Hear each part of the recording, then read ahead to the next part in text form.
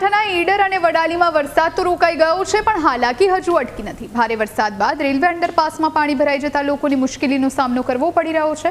વડાલીના કેસરગંજ ગામે છેલ્લા 4 દિવસથી સમગ્ર ગામ તાલુકાથી સંપર્ક વિહોણું છે। અંડરપાસમાં પાણી ભરાતા વાહનો ગામમાં જઈ શકતા નથી, જેથી લોકો પગપાળા અવરજવર કરવા મજબૂર બન્યા।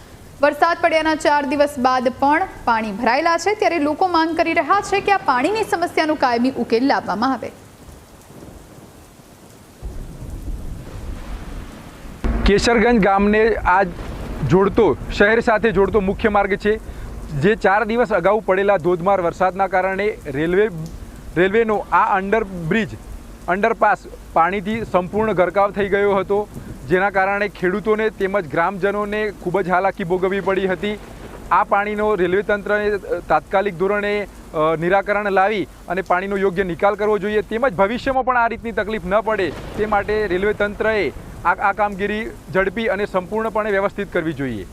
છેલ્લા 4 દિવસથી અમને બહુ તકલીફ પડતી હતી। વરસાદ બહુ પડ્યો હતો। અમારે પશુપાલકો માટે તબેલા દૂધ ભરાવા જવું પડતું હતું, તે કારણે અમને વડાલી થઈને અમારે જવું પડતું હતું। 12 કિલોમીટર દૂર થઈને જવું પડતું હતું, તે કારણે અમને કોઈ ખેતરમાં પણ જવા નથી દેતું। તે કારણે અમારે કઈ રીતના જવું, અમારે નાવડી લઈને જવું પડે તેવી તકલીફ બહુ પડતી હતી। તે કારણે અમને દૂધ ડેરીમાં દૂધ ભરાવા જવા માટે અમને બહુ તકલીફ પડતી હતી। તે કારણે અમને બ્લીચની અંદર અમને પાણી બહુ ભરાઈ ગયું છે,